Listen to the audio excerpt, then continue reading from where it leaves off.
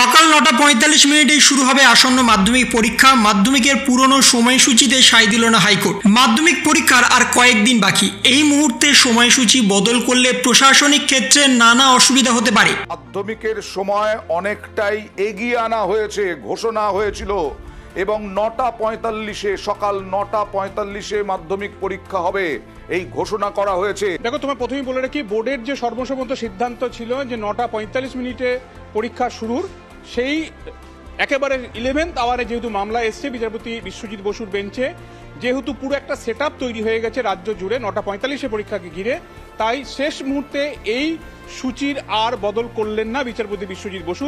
তবে তিনি বেশ কিছু পর্যবেক্ষণ রেখেছেন এবং নির্দেশ দিয়েছেন 31 জানুয়ারির মধ্যে বোর্ডকে সেটা কমপ্লাই করে একটা রিপোর্ট আকারে দিতে হবে, এবং যাতে শুধু কলকাতা বা শহর অঞ্চলের যাদের ট্রাফিক সমস্যার মধ্যে পড়তে হয় তাদের কথা ভেবে যেন বোর্ড বসে না থাকে, সেই পরামর্শ তিনি দিয়েছেন, নির্দেশনা দিয়েছেন। কারণ এ রাজ্যের মাধ্যমিক পরীক্ষা শুধু কলকাতা বা শহরের পড়ুয়ারাই দেন তা নয়। বিচারপতি বিশ্বজিৎ বসুর তাঁর অভিমত যে এ রাজ্যের প্রান্তিক প্রচুর গ্রামের মানুষ, গ্রামের ছেলে পড়ুয়া, তারাও কিন্তু দূরে দূরে গিয়ে পরীক্ষা দেয়। সেক্ষেত্রে সকালে পরীক্ষা হলে তাদের পৌঁছাতে সমস্যা হবে এই শীতের সময়টাতে।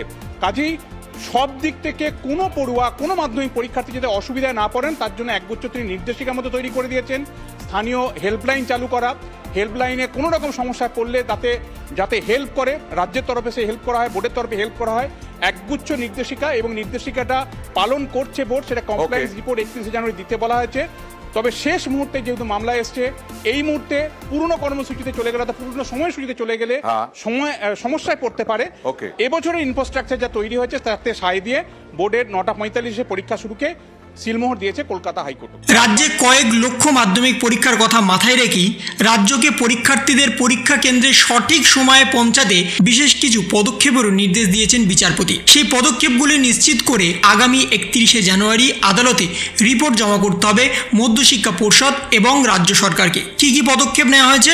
প্রতিটি মাধ্যমিক পরীক্ষার্থী যাতে পরীক্ষা কেন্দ্রে সঠিক সময়ে পৌঁছাতে পারেন সেই বিষয়ে রাজ্যকে সুনিশ্চিত পদক্ষেপ করতে হবে। প্রত্যেক থানা থেকে মাইকিং করতে হবে যাতে পরীক্ষার্থীরা অসুবিধায় পড়লে পুলিশ বা প্রশাসন তাদের সঠিক সময় পরীক্ষা কেন্দ্রে পৌঁছাতে সাহায্য করতে পারে। পরীক্ষার্থীদের সুবিধার জন্য পর্ষদকে একাধিক হেল্পলাইন নম্বর চালু করতে হবে। হেল্পলাইন নম্বর সহ পরীক্ষার্থীরা অসুবিধায় পড়লে স্থানীয়ভাবে কোথায় যোগাযোগ করবেন তার যাবতীয় তথ্য বিজ্ঞপ্তি এবং বিজ্ঞাপন দিয়ে প্রকাশ করতে হবে পর্ষদকে। পরীক্ষা কেন্দ্রে পরীক্ষার্থীদের পৌঁছানোর জন্য প্রয়োজনীয় এবং পর্যাপ্ত পরিবহন ব্যবস্থা সচল রাখতে হবে রাজ্যকে। কোনো পরীক্ষার্থী পরীক্ষা দিতে যাওয়ার সময় অসুস্থ হয়ে পড়লে বা পরীক্ষা কেন্দ্রে গিয়ে অসুস্থ হলে তার জন্য কি কি উপযুক্ত ব্যবস্থা নেওয়া হবে তার রিপোর্ট জমা দিতে হবে পর্ষদকে। এবং আজ সরাসরি বর্তমানে মধ্যশিক্ষা পর্ষদের তরফ থেকে 3টি নতুন কন্ট্রোল রুম চালু করা হয়েছে এবং তার সাথে পরিবহন ব্যবস্থা সচল রাখার বিষয়ে আশ্বস্ত করেছে রাজ্য সরকার এবং মধ্যশিক্ষা পর্ষদের তরফ থেকে। এবং তার সাথে আরও নতুন গাইডলাইন কিন্তু আসতে চলেছে মধ্যশিক্ষা পর্ষদের তরফ থেকে আগামী 31 জানুয়ারি। কিন্তু আপনাদের যে পরীক্ষার সময়সূচি পরিবর্তনের জন্য মামলা হয়েছিল, সেই মামলায় কিন্তু সরাসরি রায় দিলেন না বিচারপতি বিশ্বজিৎ বসু। তিনি পূর্বের সময়টাকেই বর্তমানে রেখে দিয়েছেন, কারণ এই মুহূর্তে সময় পরিবর্তন করলে পরীক্ষার সমস্ত স্ট্রাকচার আবার নতুন করে বদলাতে হবে। কারণ এই মুহূর্তে আর নতুনভাবে স্ট্রাকচার বদলানো সম্ভব নয়, এমনটাই জানিয়েছেন মধ্যশিক্ষা পর্ষদের তরফ থেকে। তো এই ছিল একটা ছোট্ট ইনফরমেশন আপনাদের সকলের জন্য। যদি আপনাদের ভিডিওটা ভালো লেগে থাকে তবে লাইক করুন, শেয়ার করুন এবং অবশ্যই সাবস্ক্রাইব করুন। তার পাশাপাশি আপনার মতামত কমেন্টের মাধ্যমে জানান।